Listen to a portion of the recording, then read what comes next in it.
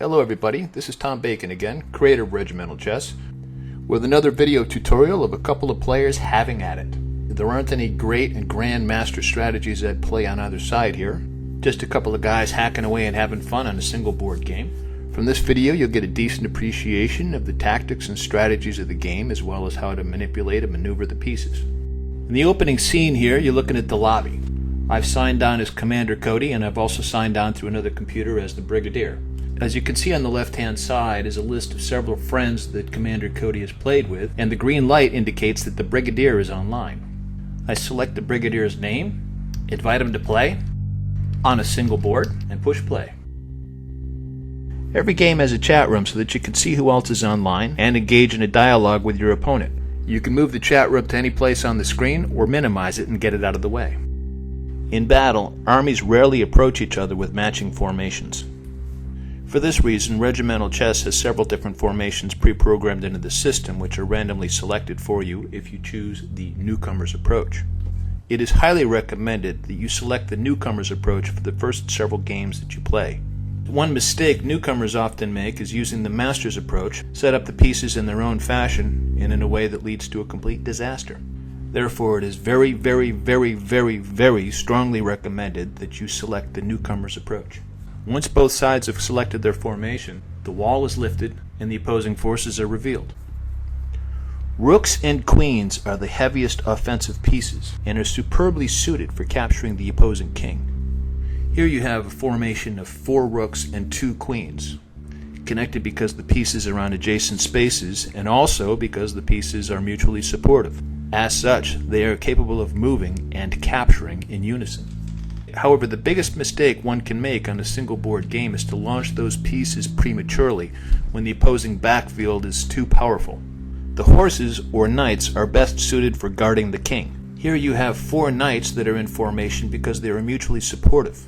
Therefore they can move and capture in unison. Knights make terrible offensive pieces because the distance to the opposing king is too far and they are highly vulnerable to opposing infantry. Therefore, the knights in this formation will have to spend a couple of turns maneuvering closer to their king. Bishops are perfect as an immediate or secondary offensive fighting unit. Here they are in formation with the queens because they're capable of moving diagonally together and they are on adjacent spaces and mutually supportive of one another. The bishops are perfect for breaking up the formations in your opponent's backfield.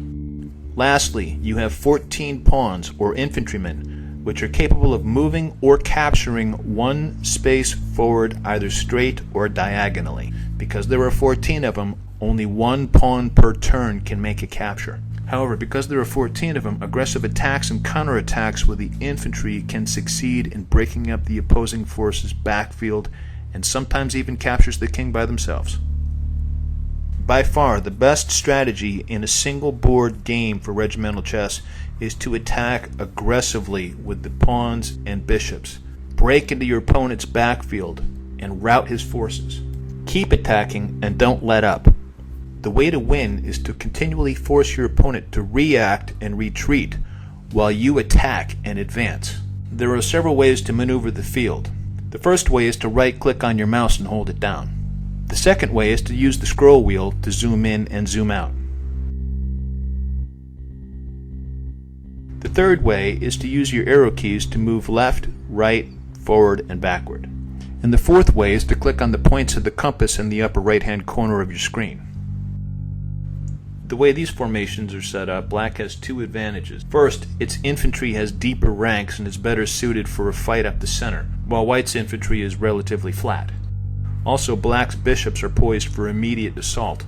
In the first turn of the game, each side is limited to moving its pieces only within the first 8 rows.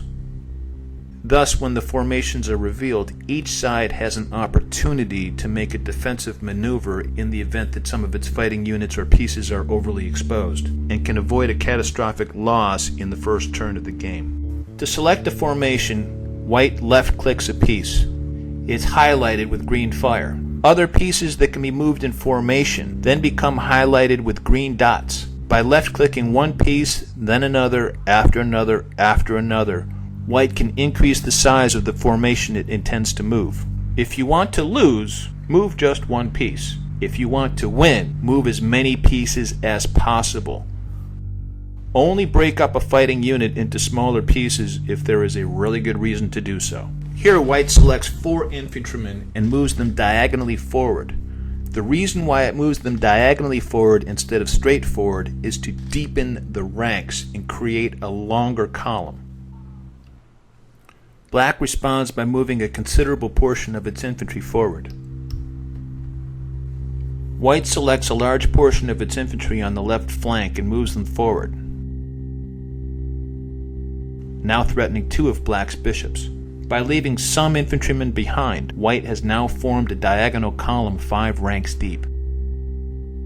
Notice that Black's bishops are not only in formation with each other because they are mutually supportive, but they are also in formation with the infantry because they are on adjacent squares. Thus they can move in unison together in a way that is common to both pieces, namely, 1 space diagonally forward. And while only 1 infantryman can make a capture per turn, by moving in conjunction with the bishops, Black takes 3 white pawns. Not only has Black taken 3 of White's infantrymen, but it has also isolated the infantryman on the left, which now stands alone.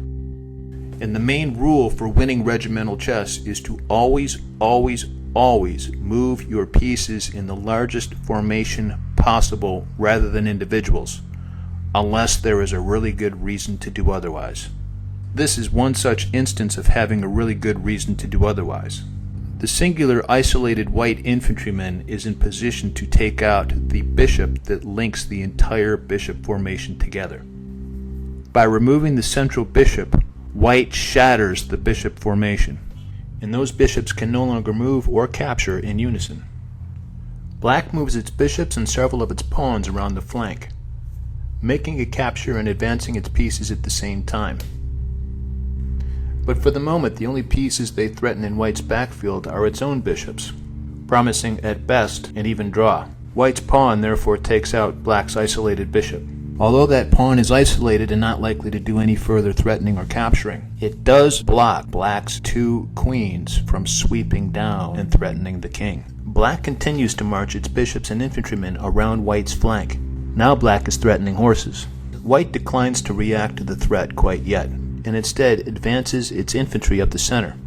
This has the potential of cutting Black's infantry in half, and will weaken Black's infantry assault. Black's 2 bishops move forward and take out a white knight. Notice that they still remain connected and in formation with the infantry. The white knights take out a bishop. Notice how 1 knight has moved to a new position while the other 2 knights simply followed in its footsteps.